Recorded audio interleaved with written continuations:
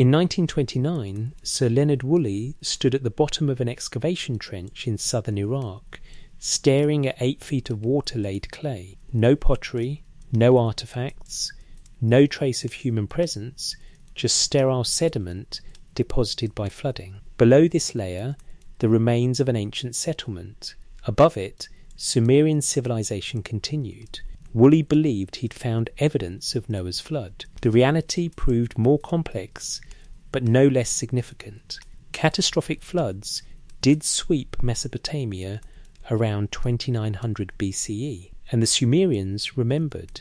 They wrote accounts preserved in clay tablets for 4,000 years, accounts that described not just the floods themselves, but the warnings that preceded them, the figures who controlled them, and the knowledge that survived them. Before we begin, I want to ask you something. Comment where you are right now and what time it is.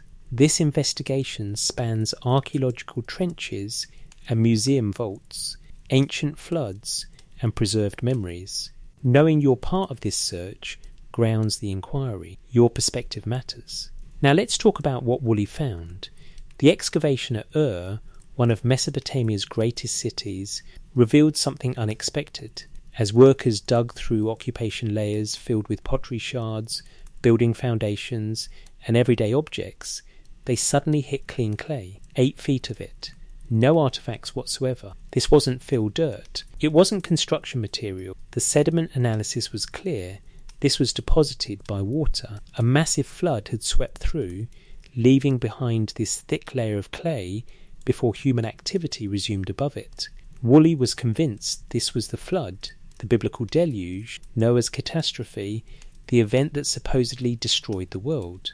The newspapers ran with it. Noah's flood found, the headlines proclaimed. But archaeology rarely offers such simple answers. As excavations continued at other Mesopotamian sites, Uruk, Shuruppak, Kish, archaeologists found flood layers at those locations too. But here's the problem. They weren't all from the same time period. The flood layer at dated to around 3800 BC. The one at Shuruppak was from around 2900 BC. Kish had evidence of flooding around 2800 BC. There wasn't one universal flood. There were multiple regional catastrophes separated by centuries. But that doesn't mean the floods weren't real. Mesopotamia, the land between the Tigris and Euphrates rivers, was vulnerable to devastating flooding. The rivers could overflow unpredictably. Storm surges from the Persian Gulf could inundate the southern marshlands. When these disasters struck, they could destroy cities, drown populations, and erase generations of accumulated knowledge. And the people remembered. The Sumerian king list, a cuneiform document we'll examine more closely later, divides history into 2 periods, before the flood and after the flood. Then the flood swept over. The text says simply, after the flood had swept over, when kingship was lowered from heaven, kingship was in Kish. The flood wasn't mythological background noise. It was a historical marker, a civilizational caesura, a moment when everything changed. So the Sumerians wrote about it. Multiple versions of flood accounts survive on clay tablets scattered across museum collections worldwide. These aren't just literary compositions. They're careful records, copied and recopied across centuries, preserved with the kind of attention you give to something important. The University of Pennsylvania Museum holds tablet CBS 1673, the Eridu Genesis, the oldest Sumerian flood account we have. The British Museum has K3375, tablet She of the Epic of Gilgamesh, containing the most detailed flood narrative in ancient literature. Multiple tablets preserve the Atra-Hasis epic, which frames the flood within a larger story about divine human relationships. These accounts share remarkable consistency. A divine figure warns a chosen survivor. Specific instructions are given. A boat is built to precise specifications. The flood comes with coordinated intensity. The survivor emerges, makes offerings, becomes a guardian of knowledge. But they also share something else. Detailed sequences. Timing is specified. 6 days, 7 days. Multiple divine agents coordinate actions. Water sources are systematically manipulated. The survivor doesn't just escape randomly. He's warned in advance, given technical instructions, and positioned to preserve not just biological life, but cultural knowledge, craftsmen, specialists, the seed of civilization itself. Now, mainstream scholarship interprets these accounts as mythological narratives preserving memory of real disasters. Divine causation was the ancient world's framework for understanding natural catastrophes.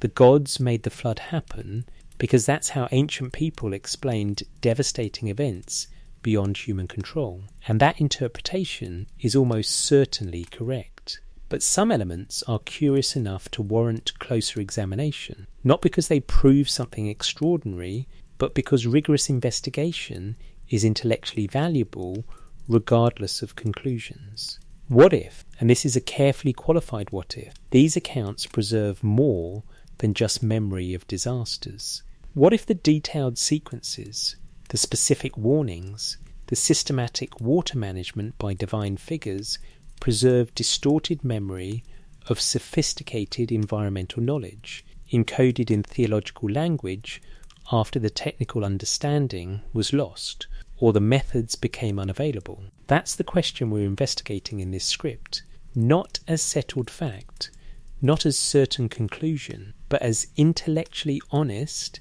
inquiry into what the tablets actually say and what they might preserve. We'll examine three interpretive frameworks. Framework A. These are mythological accounts serving theological and social functions. This is the mainstream interpretation, supported by overwhelming scholarly consensus and almost certainly correct. Framework B. These accounts encode memory of advanced human knowledge, sophisticated understanding of hydrology, meteorology, water management, attributed to divine sources after technical comprehension was lost. Framework C. These accounts preserve memory of actual environmental manipulation capabilities possessed by the Anunnaki, whether understood as advanced beings, predecessor civilizations, or something else. The evidence strongly favours Framework A, but examining the alternatives forces rigorous analysis of textual patterns, archaeological evidence, and our own interpretive assumptions. The investigation has value even if the hypothesis is weak. So let's begin where the Sumerians began, with the claim that their knowledge came from before the flood, from figures who taught civilization's arts when the world was young. To understand what the tablets say about the floods, we need to know who wrote them and what they claimed about the knowledge they preserved. Before the waters came, the Sumerians didn't claim to invent their civilization. They claimed to inherit it from divine teachers, from antediluvian sages, from a time before catastrophe. This framing appears consistently across Mesopotamian literature. The World Blundell Prism, housed in the Ashmolean Museum, presents the Sumerian King List, a chronological record of rulers that divides history into two distinct periods. The first section lists 8 kings who ruled before the flood. Alulim ruled in Eridu for 28,800 years. Alalha ruled in Eridu for 36,000 years.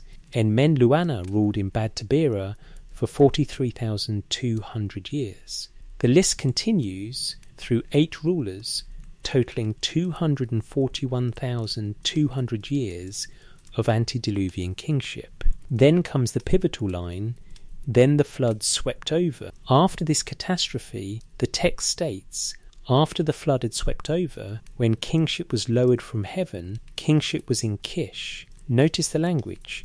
Kingship wasn't invented in Kish. It was lowered from heaven. It descended again. Civilization resumed. Knowledge was restored. This pattern, civilization as recovered rather than originated, appears throughout Mesopotamian thought, but it's most explicit in the Apkallu tradition. The Apkallu were 7 sages who lived before the flood and brought the arts of civilization to humanity. The fullest account comes from Berossus, a Babylonian priest who wrote in Greek around 290 preserving older Mesopotamian traditions. Berossus describes a being named Uanas, who emerged from the Persian Gulf, a creature with the body of a fish and the head of a man. Uanas taught the people writing, mathematics, agriculture, architecture, legal codes, and city planning. During the day he instructed. At night he returned to the sea. Other Apkallu followed, each bringing additional knowledge. Now, later Neo-Assyrian texts, over 1,000 years after the Sumerian period, still invoke the Apkallu as guardians of sacred knowledge. Temple rituals include figurines of these sages buried in foundation deposits, protecting buildings with the wisdom they brought. The tradition was persistent. Civilization didn't originate with us. It was taught by beings who came before. How should we interpret this? Framework A, the mainstream view, understands this as mythological legitimation. Ancient societies often framed their institutions as divinely ordained to give them authority. The Apkallu are literary devices, theological explanations for the origin of culture. They didn't exist historically. They represent the ancient Near Eastern way of explaining why humans have knowledge. This interpretation is strong. It fits standard patterns of ancient myth-making and requires no extraordinary assumptions. But there's an interesting archaeological context worth noting. Before the Sumerians emerged as a distinct culture around 3500 BC, the Ubaid culture occupied southern Mesopotamia from roughly 5000 to 4000 BCE. The Ubaid period shows sophisticated development, planned towns, irrigation networks, long-distance trade, painted pottery, temple architecture. The Ubaid people weren't primitive. They understood water management, agriculture, craft specialization, and social organization. When catastrophic floods disrupted Mesopotamian civilization around 2900 BCE, they would have destroyed cities and killed populations, but some knowledge could have survived, passed down by survivors. This leads to Framework B. What if knowledge from the Apkallu represents cultural memory of predecessor sophistication? Not divine beings, but actual skilled humans whose knowledge survived catastrophe and was later attributed to mythological sages when direct memory faded. This doesn't require gods or aliens, just normal processes of cultural memory and mythologization. The Ubaid were advanced relative to earlier cultures. Floods disrupted civilization. Some knowledge survived. Later generations attributed that preserved knowledge to pre-flood sages. Framework C takes it literally. The Apkallu were actual advanced beings, extraterrestrial visitors, survivors of a predecessor civilization, or some other non-human intelligence who taught primitive humans and whose memory was preserved in mythological form. This interpretation requires extraordinary assumptions, advanced beings for which we have no physical evidence, capabilities beyond known biology, and explanations for why they would teach humans, but leave no archaeological trace beyond mythology. The evidence doesn't support Framework C strongly. It requires too many leaps, too many missing pieces.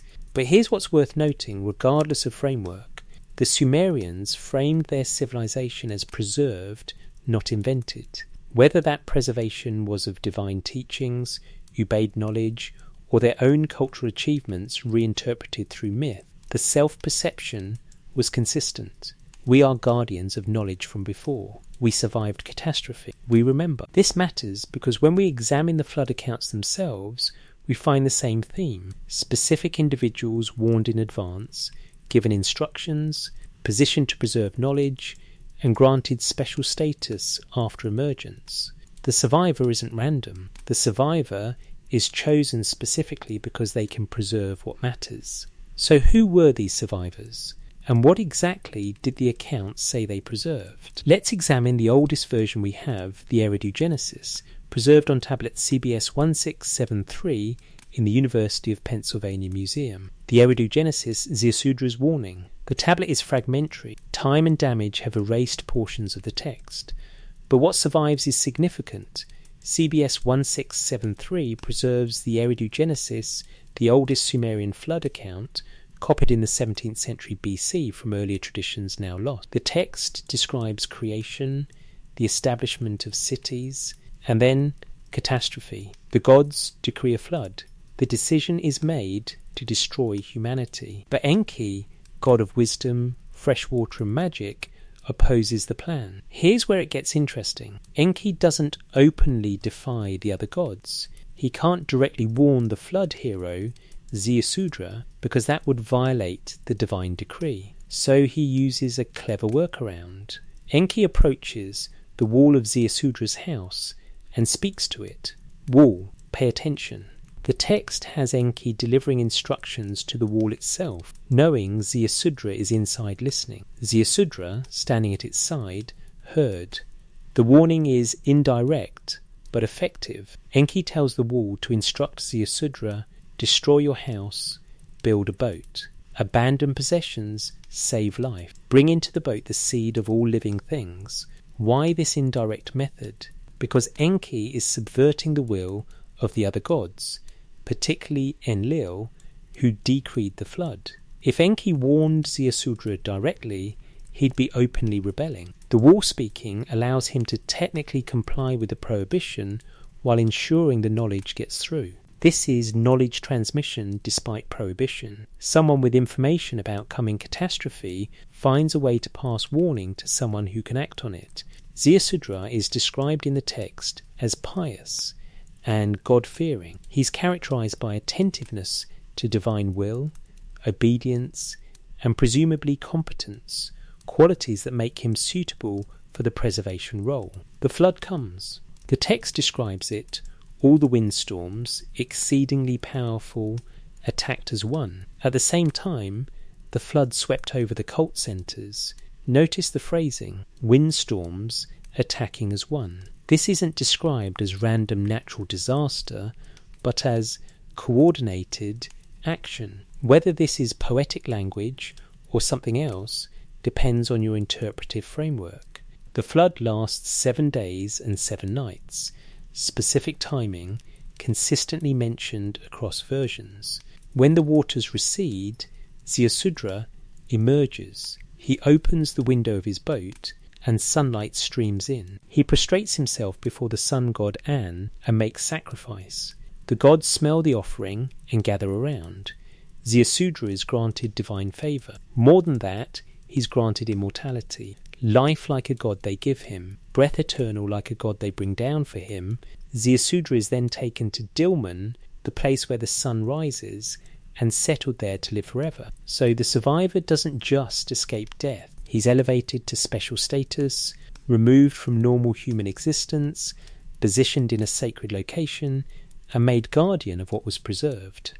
Let's compare this warning system to other flood traditions. In the biblical account, God speaks directly to Noah, I am going to bring floodwaters on the earth. Make yourself an ark.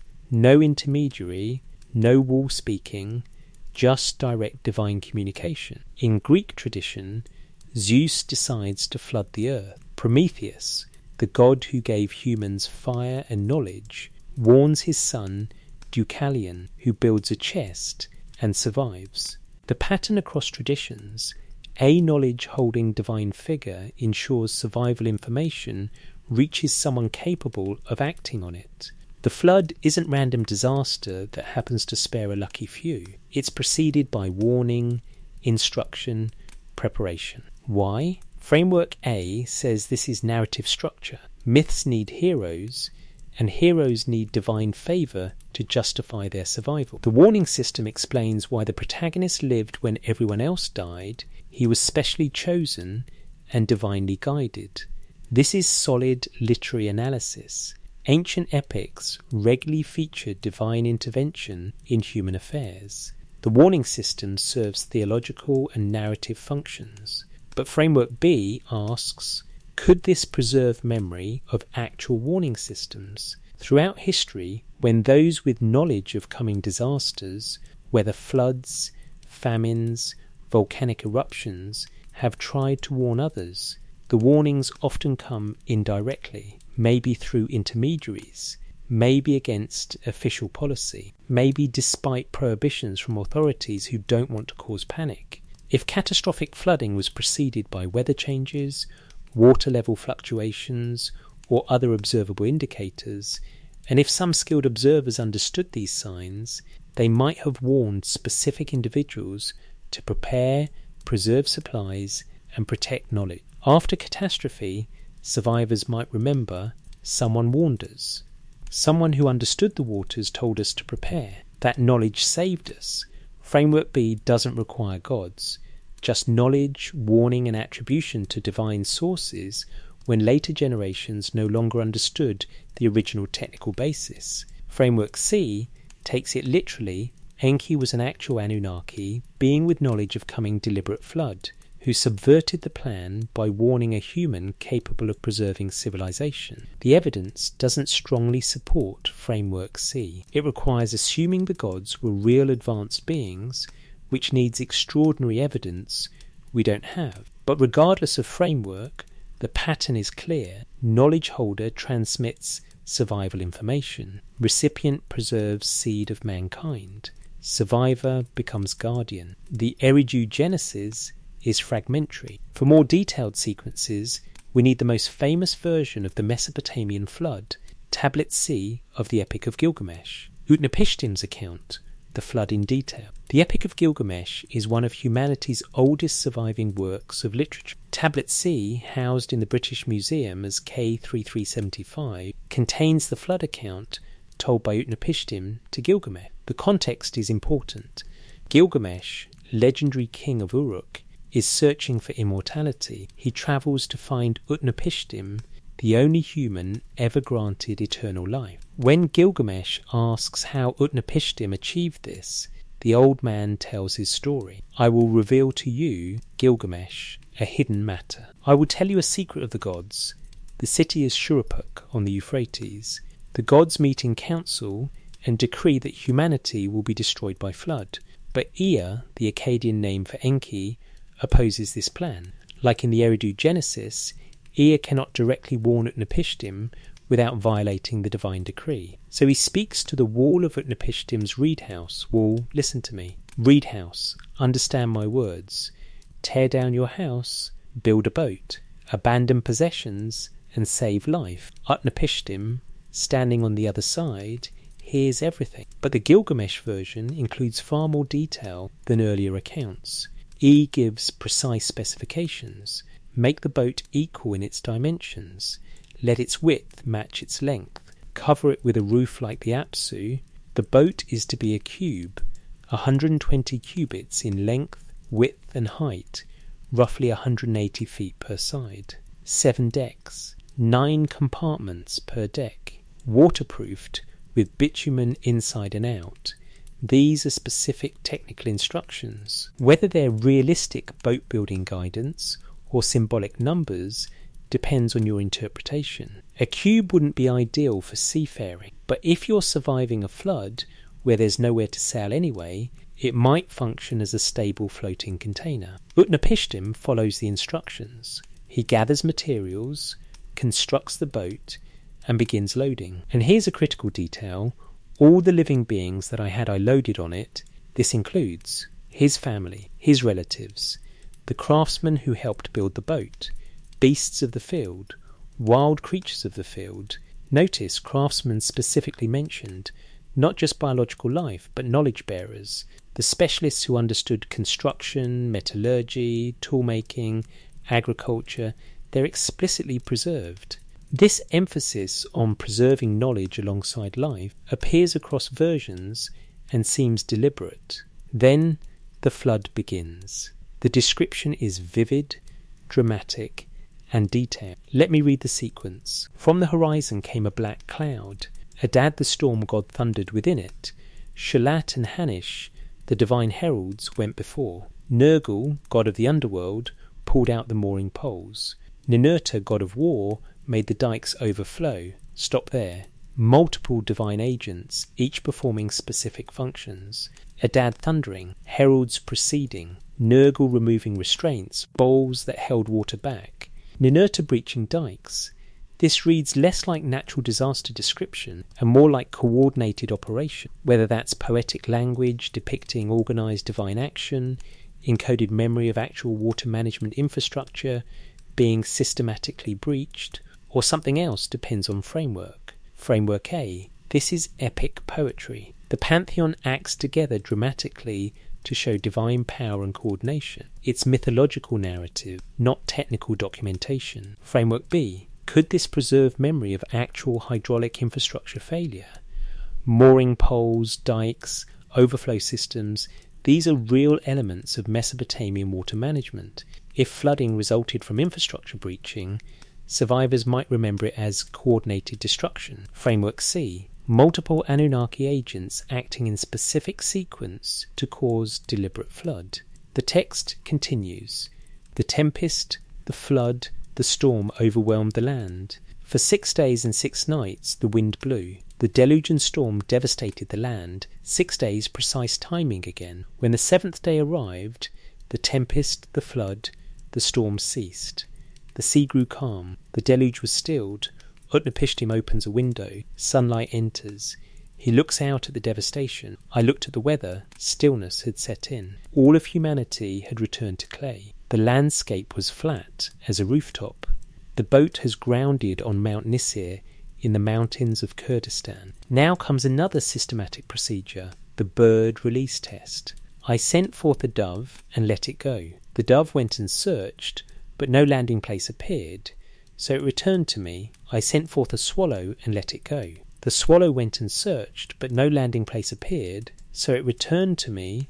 I sent forth a raven and let it go. The raven went and saw that the waters had receded. It ate, it flew around, it cawed, and it did not return to me. This is methodical verification. Different birds have different behaviours. The raven doesn't return, indicating suitable habitat is available. The testing process shows systematic assessment, not random hope. Utnapishtim releases all the animals and makes offerings to the gods on the mountain peak. I scattered incense on the peak of the mountain. I set up 7 and 7 ritual vessels. Into the bottom of them I poured reeds, cedar, and myrtle. The gods smell the offering and gather like flies over the sacrifice, but there's immediate divine conflict. Enlil arrives and is furious. Who has survived the destruction? No man was to live through the annihilation. Ea defends his action. How could you bring about a flood without my counsel? You should have had the lion bring slaughter, or the wolf. You should have had famine attack, or plague. I did not reveal the secret of the gods. I let Atra-Hasis see a dream, and thus he learnt the secret of the gods. This is fascinating. He essentially argues, if you wanted to reduce human population, there were targeted methods, predators, famine, disease. Why total destruction? And he defends his subversion, technical compliance scritch, while achieving his goal, revival of humanity's seed. Enlil, convinced by Ea's argument, grants Utnapishtim and his wife immortality. Formerly, Utnapishtim was a human being. Now Utnapishtim and his wife shall be like us gods. Utnapishtim shall reside far away at the mouth of the rivers. So the survivor is elevated, granted eternal life, and placed at a strategic location, the mouth of the rivers, where rivers meet the sea, where fresh water and salt water converge, where water management would be critical, where knowledge of hydraulics would be essential. Utnapishtim becomes a guardian stationed at a hydrologically significant location, preserving knowledge for any future seeker wise enough to find him, like Gilgamesh. Now let's be clear about genre. The Epic of Gilgamesh is magnificent literature, dramatic, emotionally powerful, theologically sophisticated. Reading it as technical documentation of environmental manipulation requires ignoring its primary function as epic poetry. Framework A is almost certainly correct. This is mythological narrative, not engineering manual. But even within that framework, certain elements are worth noting. The coordination, the emphasis on preserving craftsmen, the systematic testing procedures, the survivor's placement at a hydraulically significant location. These don't prove alternative interpretation, but they're curious enough to examine. 2 flood accounts analysed. Eridu Genesis and Gilgamesh. Both show knowledge holders warning survivors, coordinated action causing flood, preservation of life and knowledge, and elevated status for survivor. A third version, the Atra-Hasis epic, provides different context, why the flood was decreed in the first place. The Atra-Hasis question, why destroy what you created? The Atra-Hasis epic, preserved on Old Babylonian tablets around 1635 BCE, frames the flood within a larger theological narrative about divine-human relationships. And it asks an uncomfortable question. If the gods created humans for specific purposes, why destroy them? The epic begins not with humanity, but with divine labour problems. When the gods, instead of man, did the work, bore the loads, the Igigi, lesser gods, are forced to maintain irrigation canals, dig waterways, and perform the backbreaking labour necessary to sustain civilization. They work for 40 years, but eventually rebel. The load is excessive. It is killing us. Our work is too hard. The misery too much. The Igigi march on Enlil's temple, surround it, and refuse to continue working. This creates a crisis. Without divine labour, the irrigation systems fail. Without irrigation, agriculture collapses. Civilization cannot function. Enki proposes a solution. Let the birth goddess create mankind. Let humans bear the load of the gods. The goddess Nintu, also called Mummy or Belet Ili, creates humans from clay mixed with the blood of a slain god named Wei Ilu. The divine blood transfers intelligence and life force into humanity. The plan works. Humans multiply, perform the labour, maintain the canals, make offerings. Civilization functions smoothly for a while. Then humans become too successful. They multiply excessively. Their numbers grow beyond what the gods anticipated. Enlil begins complaining, the noise of mankind has become too intense for me. With their uproar, I am deprived of sleep. Now this noise is often interpreted metaphorically, not literal sound, but human activity, presence, perhaps hubris or overreach. The text isn't entirely clear, but Enlil decides humans must be reduced. He sends plague. Humanity suffers, but Enki teaches humans how to make offerings to Namtar, the plague god, and the disease subsides. Enlil sends drought. Enki instructs humans to appeal to the storm god, and rain returns. Enlil sends famine. Again, Enki provides countermeasures. Each time, Enlil attempts population control. Each time, Enki subverts it. Finally, Enlil decrees the ultimate solution, the flood. I will destroy the human race. Let the flood sweep over. This time, Enlil makes the other gods swear an oath not to warn humanity. But Ea finds his workaround. He speaks to the reed wall of Atra-Hasis' house. The name Atra-Hasis means exceedingly wise, appropriate for the one chosen to preserve knowledge. E's instructions parallel other versions. Build a boat, cover it with a roof, bring in seed of all living things. The flood comes and nearly annihilates humanity. But here's what happens after the flood that's particularly revealing. The gods realize they made a mistake. Without humans, no one makes offerings. No one maintains temples. No one performs the labour the gods created humans to do. The gods gather, hungry and powerless. The gods were cowering like dogs, crouching by the outer wall. When Utnapishtim, called Atra-Hasis in this version, makes his sacrifice, the gods gather like flies around the offering, desperate for sustenance. Enlil arrives furious that someone survived, but eventually the gods reach a compromise. Nintu proposes population control measures that won't require total destruction. Some women will be barren, demons will snatch infants, priestesses will be celibate, population will be managed, not eliminated. But there's another element implied, knowledge management. After the flood, humans no longer have the same direct relationship with the divine. Knowledge isn't openly shared. Direct divine teaching, like Enki instructing Atra-Hasis, becomes rare. An intermediary priest class emerges, controlling access to sacred knowledge. The flood isn't just biological reset, its restructuring of the divine-human relationship, including how knowledge is transmitted. Now, why would gods create humans, then try to destroy them, then compromise on controlled population? Framework A. This is theological allegory explaining several things. Human mortality, why we die despite having divine spark. Social hierarchy, why heists control sacred knowledge. Population limits, why infertility, infant mortality, celibate priestesses exist. Divine justice, gods are powerful but not uniformly malevolent. As mythology, it functions brilliantly. It addresses real human concerns, suffering, death, inequality, within a theological framework. Framework B asks, could this encode historical memory? Real catastrophic flood around 2900 BC disrupts Mesopotamian civilization. After catastrophe, social reorganization occurs. Population is reduced versus fewer than pre-flood. Knowledge becomes centralized. Weak class emerges as literacy gatekeepers. Institutional controls increase temple bureaucracy, royal authority. Direct knowledge transmission replaced by mediated access.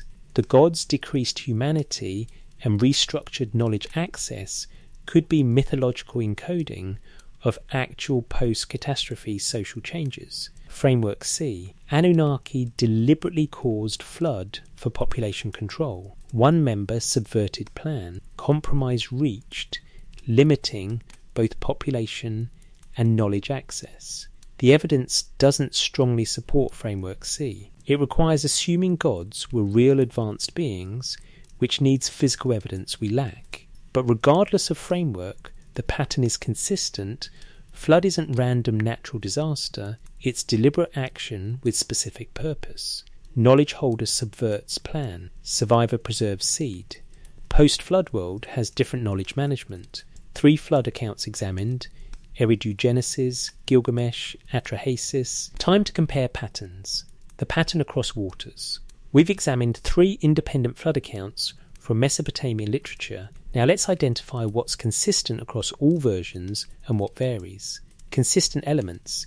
Divine knowledge holder warns survivor. In every version, Enki Ea opposes the flood and finds a way to warn the chosen survivor despite divine prohibition. Boat specifications given. Each version includes technical details about construction, though specific dimensions vary. Duration specified. 7 days in Eridu Genesis and Atra-Hasis, 6 days in Gilgamesh. Precise timing consistently mentioned. Preservation of seed. Not just biological survival, but cultural preservation, family, craftsmen, knowledge bearers explicitly included. Sacrifice after emergence. The survivor makes offerings, and the gods respond positively. Grant of immortality. The survivor receives eternal life and special status as guardian. Divine conflict revealed. Not all gods agreed to the flood. Enki's subversion is central to every version. Variations across versions. Names: Ziusudra, Atra-Hasis, Utnapishtim Gote, boat shape, cube in Gilgamesh, possibly round in some interpretations of other versions. Settlement location, Dilmun in Eridu Genesis, mouth of rivers in Gilgamesh. Narrative emphasis. Eridu Genesis is brief and fragmentary, Gilgamesh is literary and dramatic, Atra-Hasis is sociological and theological. Now we need to address mainstream scholarly interpretation seriously because it's strong and well evidenced. Thorkild Jacobson's analysis of Mesopotamian flood traditions emphasizes their multiple functions: theological, exploring divine justice, mercy and power dynamics within the pantheon; etiological, explaining human mortality, social hierarchies and priestly authority; literary, create powerful narratives that resonate emotionally and culturally. Jacobson notes that divine conflict, Enki versus Ent, represents theological debate about justice. Should humanity be destroyed for noise, sin, or should mercy prevail? The narrative resolves this by having the compassionate deity subvert the harsh deity, ultimately leading to compromise. The survivor stories explain and legitimize priesthood authority they preserve sacred knowledge from before the catastrophe, making them essential intermediaries between divine and human realms. Samuel Noah Kramer's position emphasizes that Sumerians remembered real floods, but mythologized them. The warning and survival narrative is literary device, not historical record. Divine knowledge transmission explains civilization's origin in theological terms acceptable to ancient worldview. Irving Finkel's recent scholarship has analysed boat construction passages in detail, arguing that the texts do preserve real boat building knowledge. Ancient Mesopotamians understood watercraft construction, but the flood as event remains mythological and theological, not technical documentation of environmental manipulation. These scholarly interpretations are strong because flood myths are universal. Greek, Indian, Chinese, Native American, African cultures all have flood traditions with similar patterns: divine warning, boat survival, new beginning. If all encode environmental manipulation, why such universal pattern? More likely, floods are common traumatic events mythologized across cultures. Divine nature control is universal. Every ancient culture attributed weather, seasons, and natural disasters to divine action. Greek Zeus controls storms. Norse Thor controls thunder. Egyptian Set controls storms.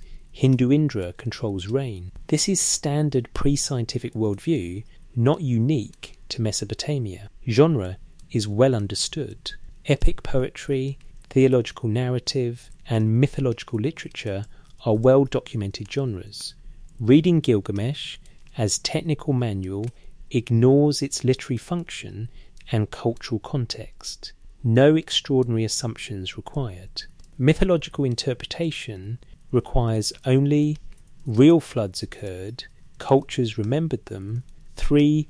Theological framework explains natural phenomena, all well evidenced. Framework A, mainstream mythological interpretation, is almost certainly correct. But even accepting that, some elements are curious enough to note. Consistency across independent textual traditions. Eridu Genesis, Gilgamesh, and Atra-Hasis weren't copied from each other, but from shared older traditions. They agree on key elements while varying in details.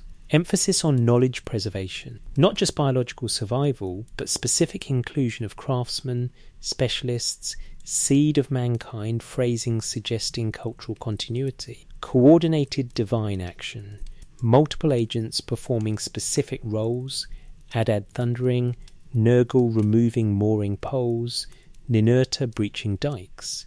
Whether poetic or encoded, the coordination is emphasized. Survivor becomes knowledge keeper.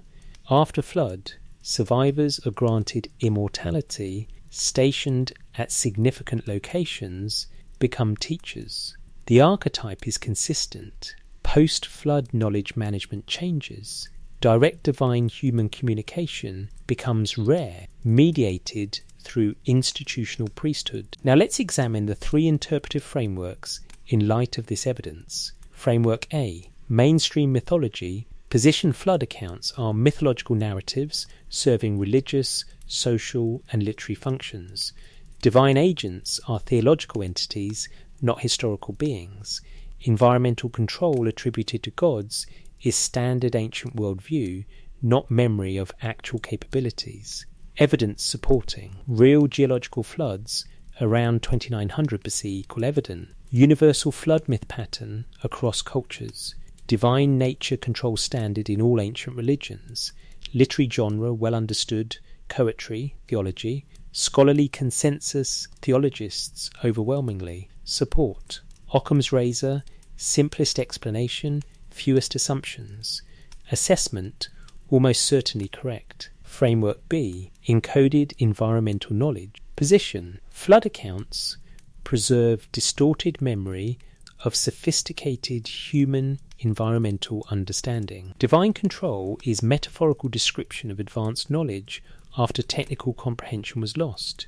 Precision elements are remnants of actual hydraulic, meteorological knowledge. Evidence supporting. Real floods disrupted civilization around 2900 BCE. Ubaid culture 5000-4000 was sophisticated in irrigation, town planning. Archaeological evidence of Bronze Age water management systems. Knowledge lost during catastrophe is historically documented. Post-flood. Institutional changes in Mesopotamia, Trolley's authority, temple bureaucracy, Sumerian self-framing as knowledge preservers, not originators. Evidence against. No clear evidence of specific advanced knowledge lost. Ubaid sophistication within normal Bronze Age range, lost technology needed. Texts read more naturally as mythology than encoded technical knowledge. Requires assuming hidden meanings texts don't explicitly support. Assessment. Intriguing speculation with some circumstantial support but lacks direct evidence. Framework C. Actual environmental manipulation, highly speculative. Position. Anunnaki were actual advanced beings Stril, predecessor civilization, or other non-human intelligence with capability to control water's weather at regional scale. Flood was deliberate. Texts preserve memory understood as divine because beyond human comprehension. Evidence supporting. Texts consistently attribute flood control to Anunnaki, but this is theological. Coordinated divine action described, but this is mythological narrative. Warning system implies foreknowledge, but this is literary device. Evidence severely against. No physical. Evidence for advanced beings or technology. No modern analogue for regional climate control, unlike acoustic levitation, where small-scale examples exist. Universal mythological pattern. All cultures have divine flood control. Why is Mesopotamia special? Genre confusion. Religious texts as technical documentation. Occam's razor violation requires multiple extraordinary assumptions. Missing evidence problem should find devices, non-human remains, technical descriptions, artistic representations. Comparative mythology, identical. Patterns in Greek, Norse, Egyptian myths are all encoding manipulation. Assessment, highly speculative with minimal supporting evidence and severe evidentiary gaps. Honest comparative assessment. Framework A has strong evidence across all categories. Framework B is plausible but speculative. Framework C is highly speculative with major evidentiary problems. The mainstream interpretation doesn't absolutely rule out alternatives, but absence of evidence, especially extensive absence where evidence should exist, is meaningful. The question remains technically open for new evidence, but current evidence strongly favours mythological interpretation. The value of this investigation exists independent of proving the hypothesis. Rigorous examination of textual patterns, archaeological evidence, and interpretive frameworks is intellectually valuable even if we conclude the hypothesis is weak. So with that honest assessment established, let's examine one more angle, Mesopotamian concepts of divine environmental control beyond floods. Enki's domain, the Abzu and water systems. Enki, or Ea in Akkadian, is the Mesopotamian god of wisdom, magic and fresh water. His dwelling place is the Abzu, usually translated as the primordial freshwater ocean beneath the earth. Understanding the Abzu concept is critical to understanding Mesopotamian theology about water and environmental control. The creation epic Enuma Elish describes the primordial state. When on high heaven had not been named, firm ground below had not been called by name, nothing but primordial Apsu, their begetter, and Mummu Tiamat, she who bore them all, their waters commingling as a single body. Apsu represents fresh water, Tiamat represents salt water. From their mingling, the younger gods emerge, but the younger gods are noisy and disturbing. Apsu complains to Tiamat, their ways have become grievous to me. By day I cannot rest, by night I cannot sleep. I shall abolish their ways and disperse them. Tiamat objects, but Apsu is determined. When Ea learns of the plan, he acts first. He casts a spell over Apsu, kills him, and establishes his own dwelling in Apsu's place. Ea now controls the fresh water source. Theologically, this represents wisdom conquering chaos, order being established over primordial forces, divine intelligence organising the cosmos. But could it also reference something physical the Abzu could represent? Mythological realm, cosmic freshwater ocean, primordial chaos subdued, divine wisdom's domain. Physical water systems, Mesopotamia's water table, aquifers, the actual fresh waters, sources critical to civilization. Advanced knowledge, understanding or control of hydrology attributed to Enki/Anunnaki. Enki's cult center was Eridu, the southernmost major Sumerian city, historically located in marshlands due to environmental changes over millennia. Archaeological excavations at Eridu have revealed 18 superimposed temples on the same spot, representing over 2,000 years of continuous religious activity. The main temple was called Abzu, House of the Abzu. Why build the god of fresh water's temple in marshlands? Because that's where fresh water meets the sea, where water management is critical, where understanding hydrology would be essential. The Gudea cylinders, inscribed clay cylinders from around 2100 BC now in the Louvre, describe temple construction integrated with water management infrastructure. Gudea's Ininnu temple for Ningirsu includes irrigation systems, and divine guidance comes from deities connected to Enki's lineage. Sacred and practical water control were combined.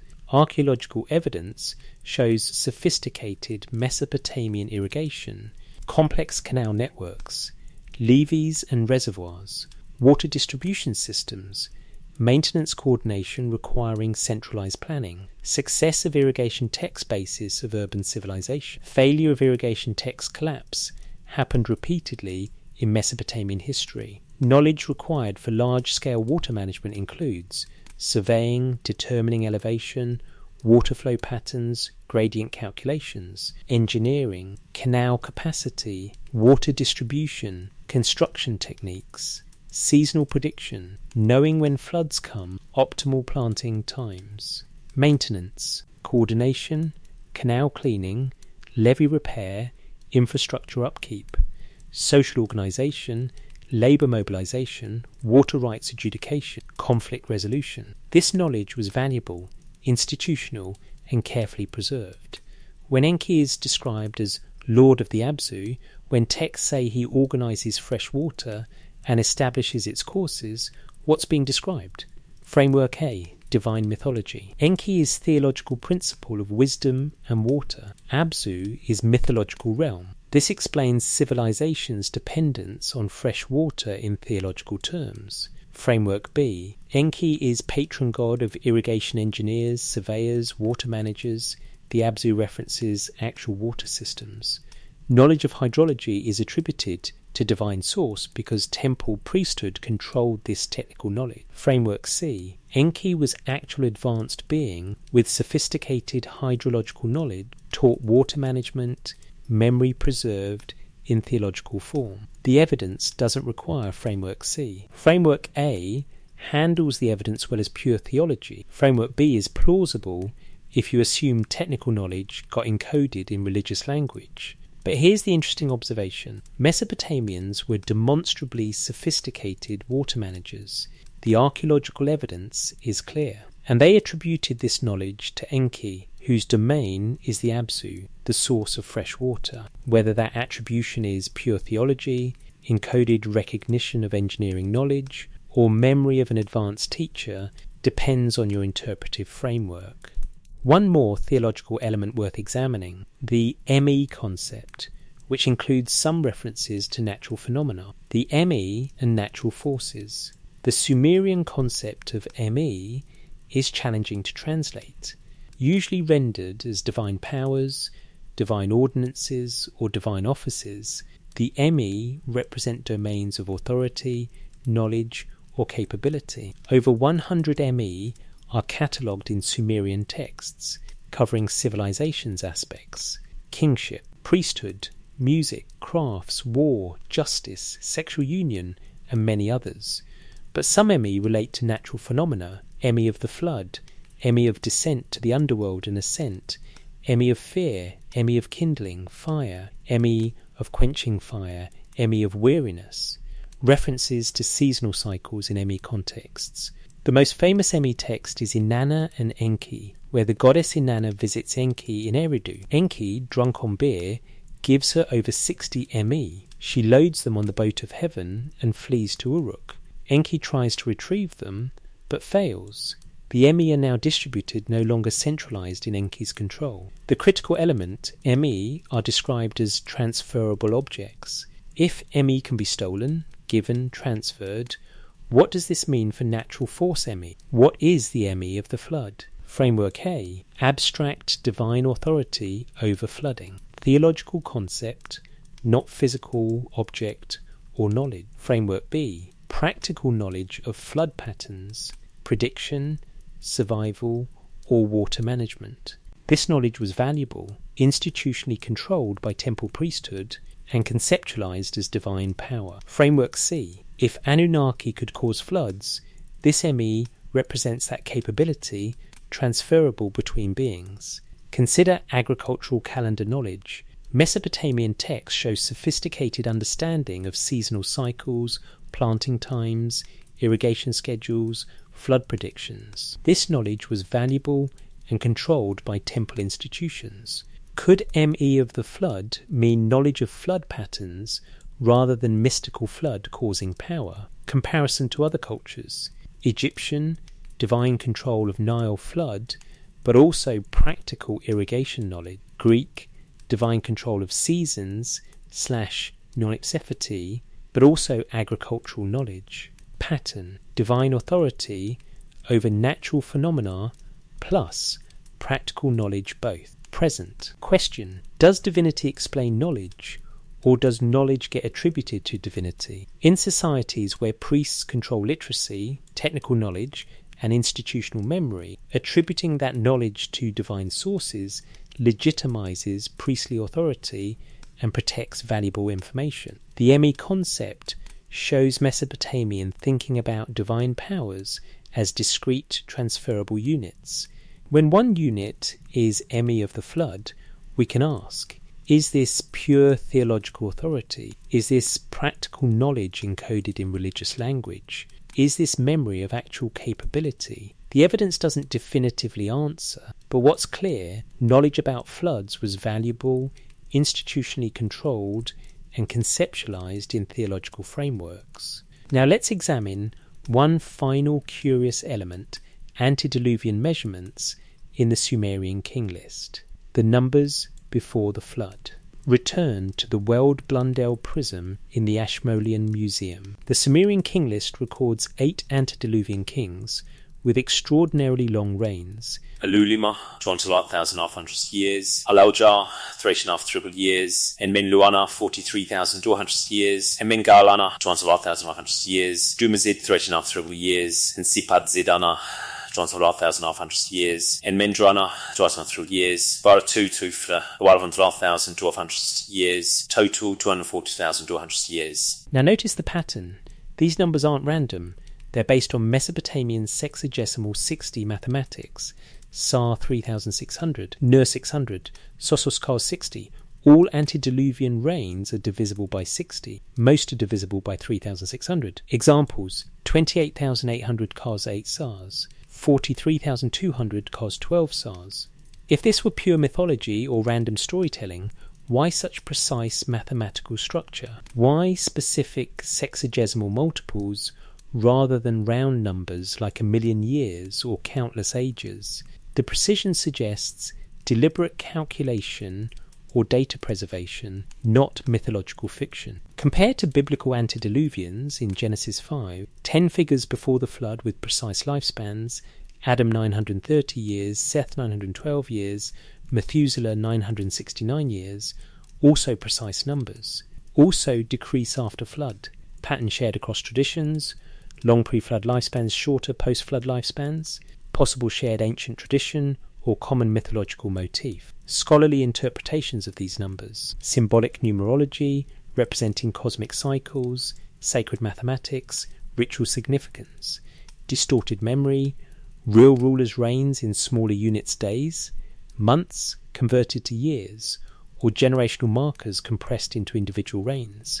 Kingless propaganda, extending royal lineage into deep past for political legitimacy. Data format, numbers preserve something in mathematical encoding we don't understand. The sexagesimal system itself is. Noteworthy. Sumerian mathematics based on 60 is still used today. 60 seconds in a minute, 60 minutes in an hour, 360 degrees in a circle. This was sophisticated mathematical tradition with precision in astronomical calculations. Why use this precision for mythological fiction? Why not simpler, vaguer numbers? Another curious detail, post-flood kings' reigns gradually decrease. The first post-flood rulers reign for thousands of years, then hundreds, then eventually historical lifespans 20-40 years. The transition from mythic time to human time is gradual and systematic, not abrupt. This suggests mathematical calculation rather than random storytelling. The question, numbers this precise, suggest intention. Either Sumerians created elaborate mathematical mythology, possible but complex. They preserved data in mathematical format, but what data? Information we don't understand encoded numerically. What could the numbers represent, if not literal years? Genealogical information compressed? Astronomical cycles? Dynastic markers? Sacred numerology? Something else? The precision is undeniable. The meaning is unclear. Framework A, symbolic numerology expressing cosmic order, sacred mathematics, or political legitimization. Ancient Near Eastern pattern doesn't require literal interpretation. Framework B, encoded data, real information in mathematical format we haven't decoded, perhaps compressed chronology, astronomical records, or preserved measurements. Framework C, actual antediluvian chronology in units we don't understand, possibly non-human timescale. Honest assessment, this is one of Mesopotamia's most intriguing puzzles. The precision is striking. The meaning remains unclear. Mainstream interpretation fits ancient Near Eastern patterns and requires no extraordinary assumptions. But the mathematical sophistication is noteworthy even if we conclude it's symbolic rather than literal. We've examined flood accounts, water management theology, ME concepts, and antediluvian measurements. Patterns emerge across multiple independent texts. Now we must confront mainstream scholarly interpretation directly and honestly. The mainstream interpretation, mythology and memory. This chapter is critical. We need to present academic scholarly consensus robustly and fairly because it represents lifetimes of expert analysis and is almost certainly correct. What Assyriologists and textual scholars say on flood accounts, Thorkel Jacobson, Samuel Noah Kramer, Irving Finkel, real floods occurred in Mesopotamia around 2900 to 2800s. Geological and archaeological evidence confirms this. Multiple floods at different times and locations, around 3800s, Shuruppak around 2900s, Kish around 2800s. These were traumatic collective events. Cities were destroyed, populations were killed, civilization was disrupted, people remembered. The memory was preserved in mythology. This is normal. Cultures mythologize traumatic events. The flood becomes a theological narrative explaining divine justice, human mortality, and civilizational origins.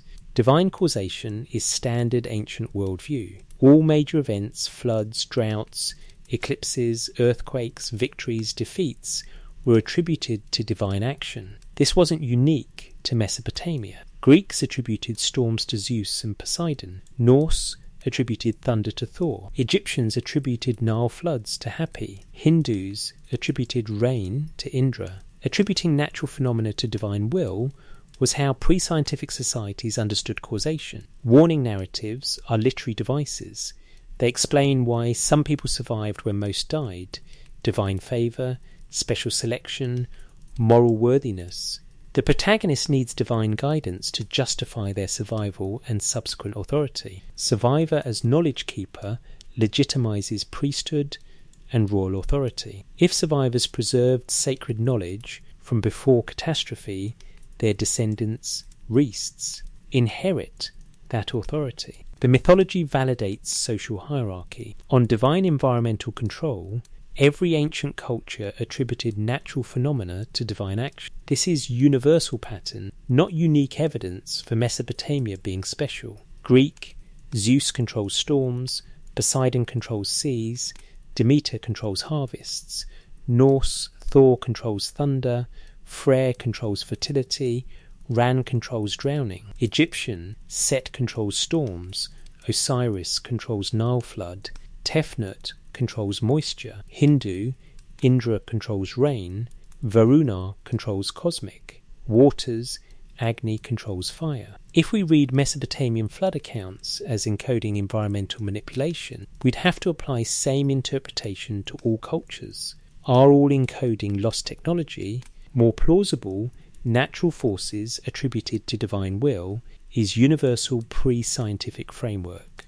On Enki/water associations. Enki as patron deity of scribes, craftsmen, wisdom, and fresh water is logical within theological system. Fresh water is life-sustaining resource. Associating it with wisdom god makes theological sense.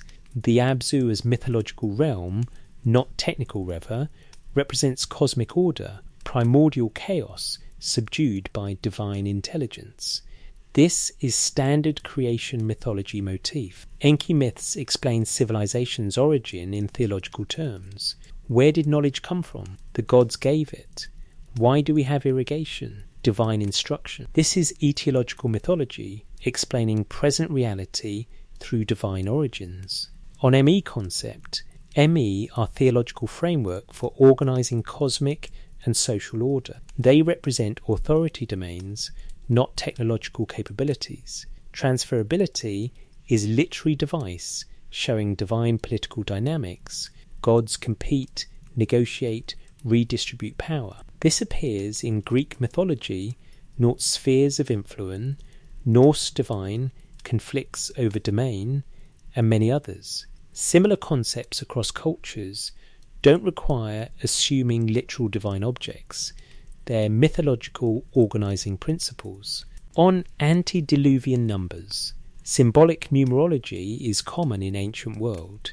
Sacred numbers expressing cosmic cycles, ritual significance, political legitimacy. King lists serve political function, extending dynastic legitimacy into deep mythological past. If your dynasty connects to antediluvian kings, your rule has cosmic sanction. Sexagesimal precision reflects Mesopotamian mathematical sophistication, not data preservation. They were excellent mathematicians. Using sophisticated numbers in mythology shows cultural values, not encoded technical information. On procedural language in flood accounts, this is narrative storytelling, not technical documentation. Ancient epics regularly include vivid sensory details. Homer's Odyssey describes shipbuilding, navigation, combat in specific detail, not because it's technical manual, but because good storytelling includes concrete details. Specific timing, 6 days, 7 days, is literary structure, not technical specification. 7 is sacred number in Near Eastern tradition. 6 days of creation plus 7th day of rest appears in Genesis. These are meaningful numbers, not precise measurements. Coordinated divine action is mythological narrative showing organized pantheon. Gods working together demonstrates divine power and cosmic order. Bird release testing is folklore element appearing in many flood traditions worldwide. It's good narrative detail, not engineering procedure. Why mainstream view is strongest?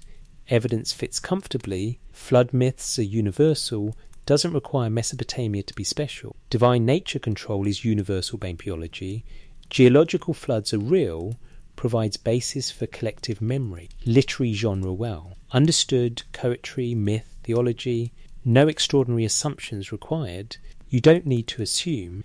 Lost technology we have no evidence for. Advanced beings we have no physical trace of. Encoded knowledge requiring interpretive gymnastics. Environmental manipulation capabilities with no. Modern analogue.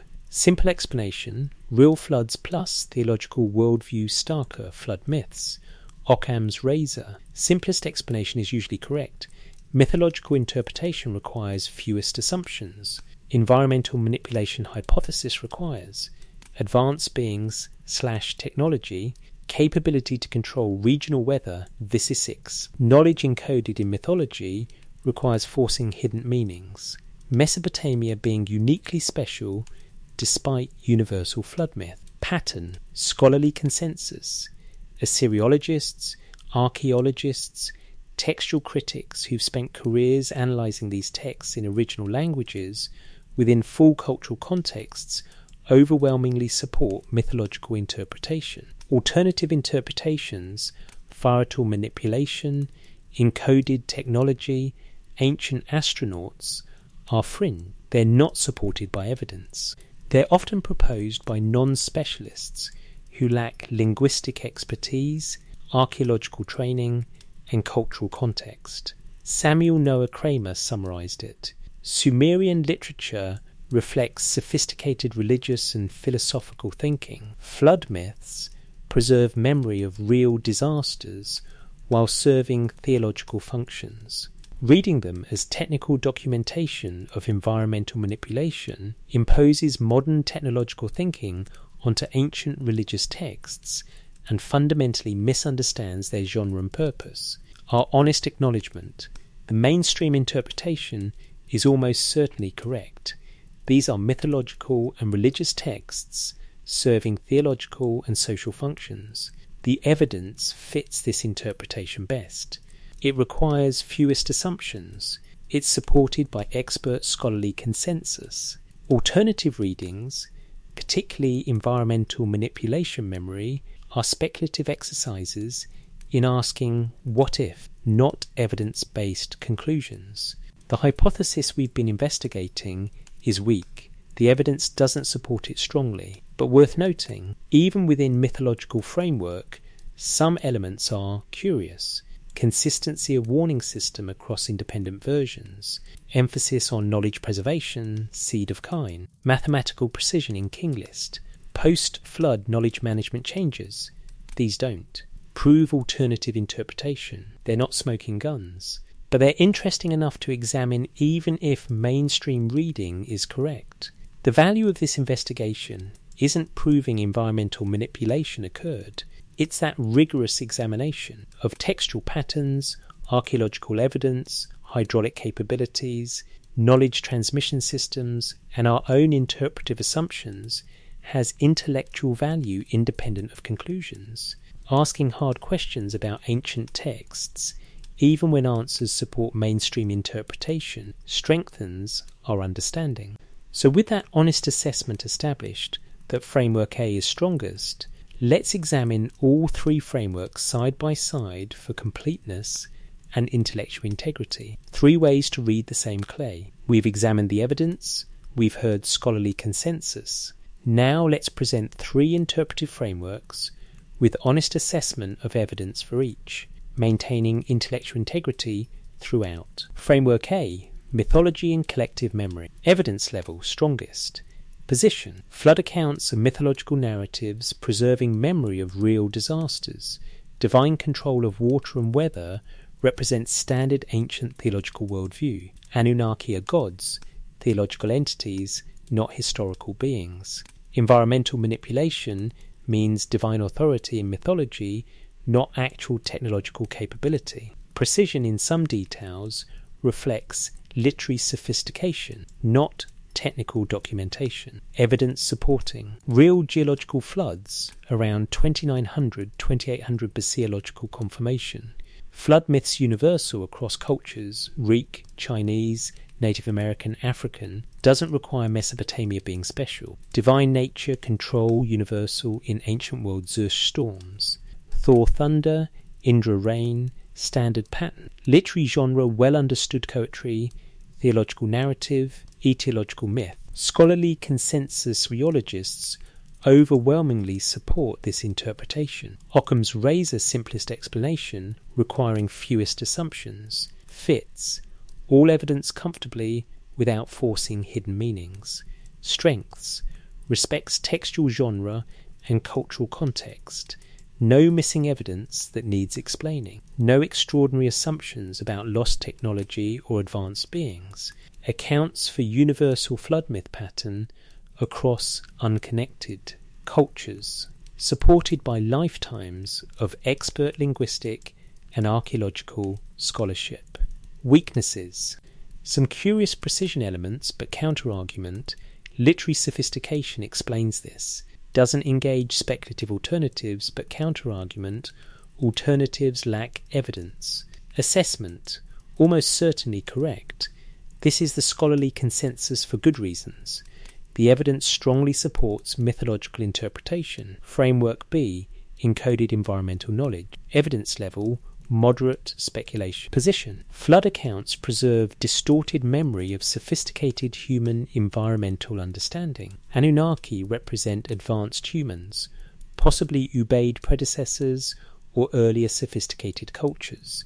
Divine control is metaphorical description of advanced knowledge after technical understanding was lost over millennia. Precision elements are remnants of actual hydraulic and meteorological knowledge. Post-flood knowledge centralization reflects historical pattern after catastrophic disruption. Evidence supporting real floods disrupted civilization around 2900 BC logical confirmation. Ubaid culture 5000-4000 showed sophistication, planned towns, irrigation networks, craft specialization. Archaeological evidence of Bronze Age water management systems Manaus. Livy's reservoir. Knowledge lost during catastrophe documented historically Library of Alexandria, Roman engineering knowledge in medieval Europe.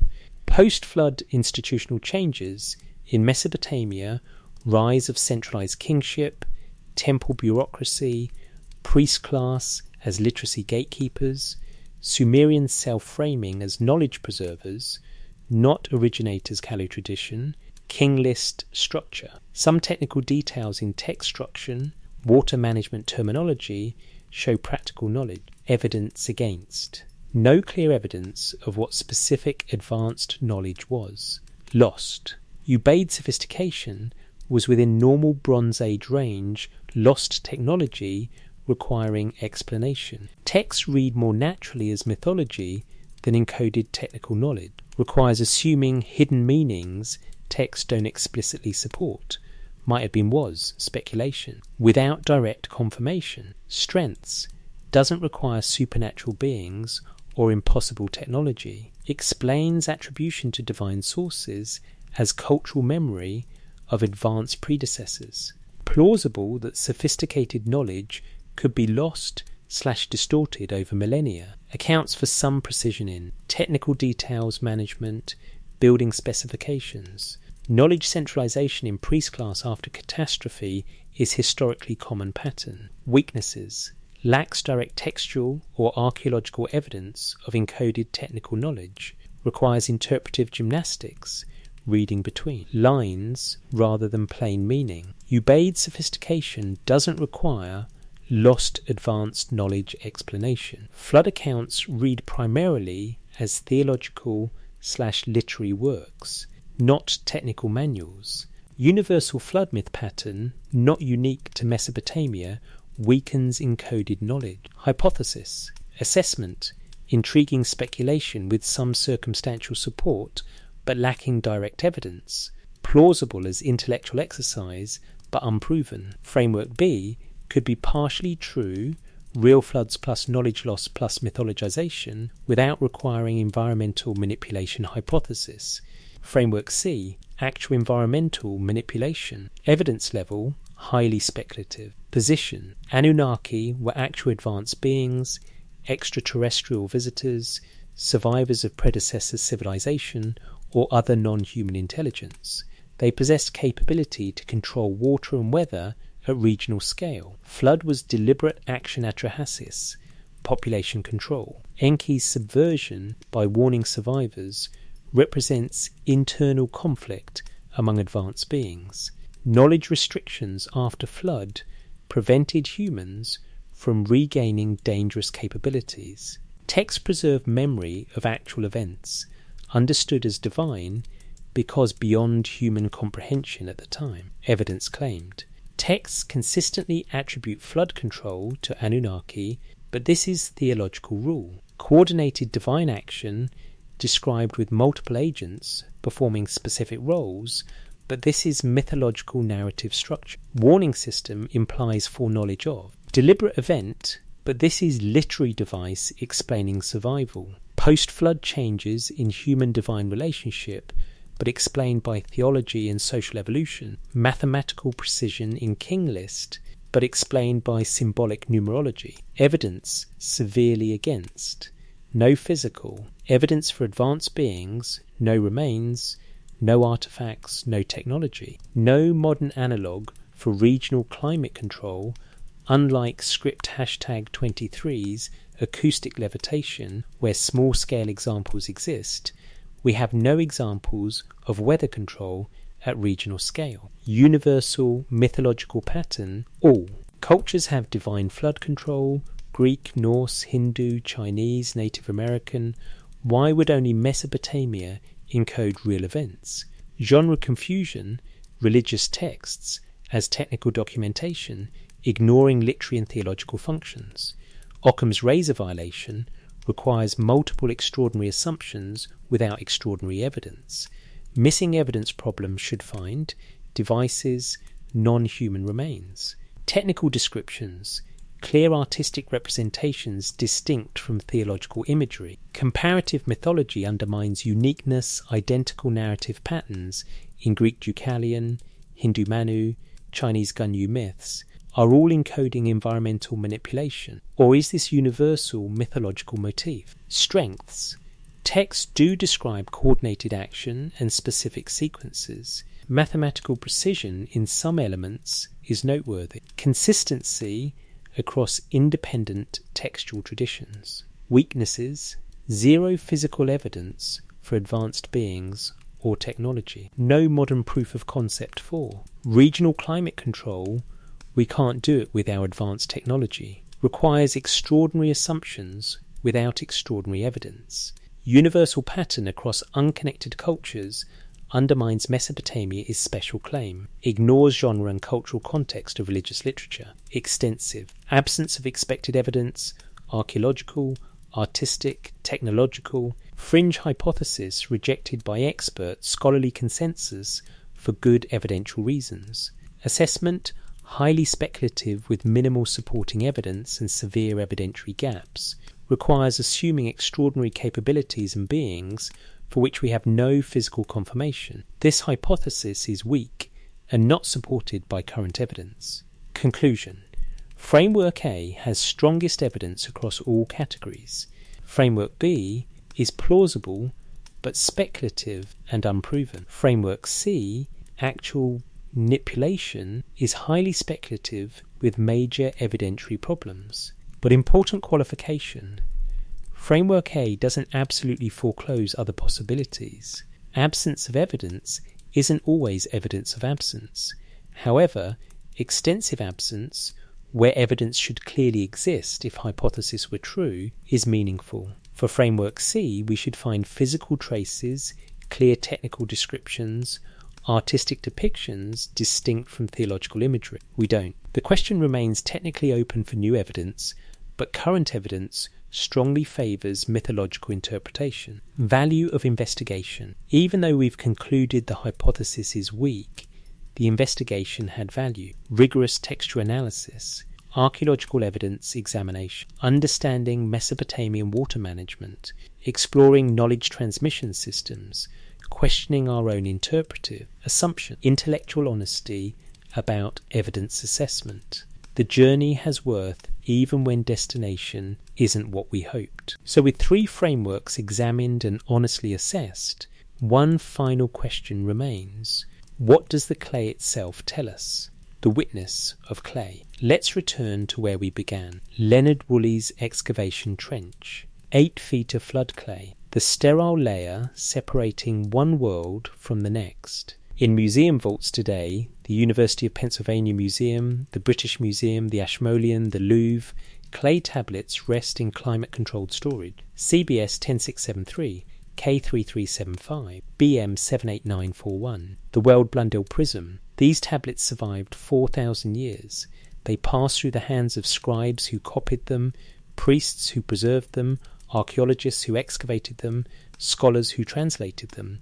Voices speaking across millennia. What we know for certain: real floods occurred. Geological and archaeological evidence confirms catastrophic flooding in Mesopotamia around 2900-2800 BCA. Cities were destroyed, populations died, civilization was disrupted. Mesopotamians remembered. They wrote detailed accounts preserved across centuries. Multiple independent versions, Eridu Genesis, Gilgamesh, Atra-Hasis, show this wasn't forgotten or dismissed, but carefully transmitted. Accounts were preserved systematically. The precision of copying, the consistency across versions, the institutional effort to maintain these texts, this shows intentional preservation of important memory. Survivors became knowledge keepers. Across all versions, the pattern holds. The worn survivor preserves seed of mankind, makes offerings, receives special status, becomes guardian and teacher. We're still trying to understand. 4,000 years later, we're still reading these tablets, asking what they mean, debating their implications. What remains uncertain, whether Anunnaki were gods, advanced humans, or something else, Kabbalah. Whether environmental manipulation means divine authority, sophisticated knowledge, or actual capability highly speculative. Why? Such mathematical precision was preserved, rituary sophistication, data format, symbolic numerology, or encoded meaning. What exactly Emmy of the Flood meant to those who wrote about it? Why antediluvian numbers follow such specific patterns? The value of asking. Perhaps the most important thing isn't definitively proving environmental manipulation occurred.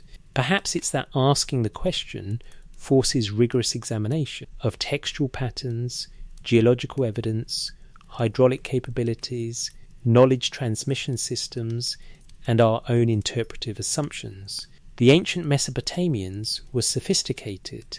Their mathematics, their literature, their architecture, their water management, their institutional organization all demonstrate remarkable capability. Whether that sophistication came from gods, from their own ingenuity, or from inherited knowledge, they achieved something remarkable. They preserved memory across catastrophe. What the tablets preserve: stories of survival, warnings across time, knowledge of floods and how to prepare, understanding that knowledge itself is worth preserving, connection between past and future, the survivor archetype, Zeusudra, Atra-Hasis, Utnapishtim, different names across centuries and languages, but the same essential role: the one who preserved, the one who listened to warning, built protection, saved the sea, the one who emerged from waters and became teacher. Whether the warning came from gods, from wise predecessors, or from their own knowledge and preparation, the archetype remains powerful. Survival requires foresight. Survival requires preparation. Survival requires preserving what matters. And after catastrophe, the survivor becomes teacher. The one who remembers becomes the one who instructs the next generation. Modern relevance. We face environmental challenges today: climate change, rising seas, extreme weather, resource depletion. We have knowledge of coming changes.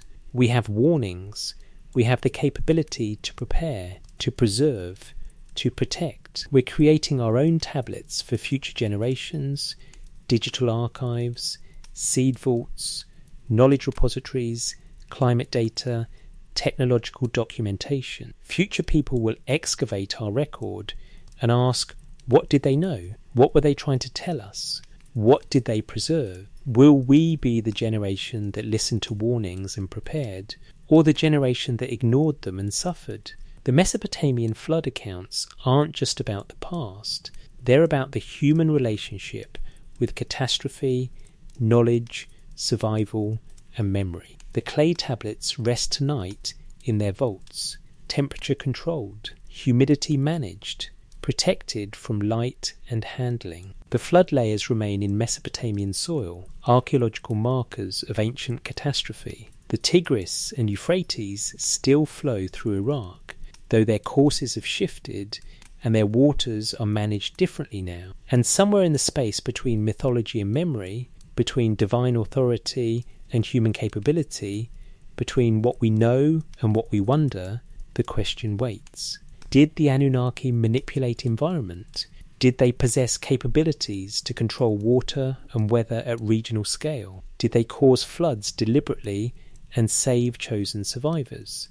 The evidence suggests no. The mainstream interpretation, mythology preserving memory of real disasters within theological framework, is almost certainly correct. Or did the Mesopotamians simply do what all traumatized cultures do, remember catastrophe, explain it through divine will, preserve warnings for future generations, and attribute their own survival and knowledge to cosmic favour? The evidence supports this.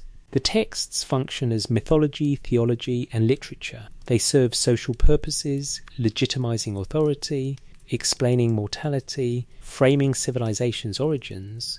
But even in answering, probably not to environmental manipulation hypothesis, we've learned something valuable. How sophisticated Mesopotamian water management actually was. How carefully knowledge was preserved across millennia. How memory and mythology intertwine. How to assess evidence. Honestly, even when it doesn't support our hypothesis. Why asking rigorous questions has value regardless of conclusions. If this investigation resonated with you, I'd like to hear your thoughts. Which framework seems strongest to you? What would change your mind? What evidence would you need to see? The conversation continues in comments, in museums, in universities, in unexcavated tells across Iraq, where tablets still wait in soil. The flood didn't erase everything. Something survived. Someone remembered. And now you know what they preserved. Stories of warning, preparation, survival, and the enduring human drive to save knowledge for those who come after. Sleep well tonight. The ancient floods have long receded. The waters returned to their channels. The cities were rebuilt. But the tablets remain. Patient clay, holding voices, waiting in darkness for the next generation to ask, what did you mean? What were you trying to tell us? What should we preserve? Whether the Anunnaki were gods, humans, or something else, the memory they left behind endures, pressed into clay, baked by time, surviving 4,000 years to reach us now. That survival itself is remarkable. That memory itself is worth honouring. The tablets spoke. We listened. And now we continue the conversation, carrying forward the ancient task, preserving knowledge, warning future generations, ensuring something survives. Good night.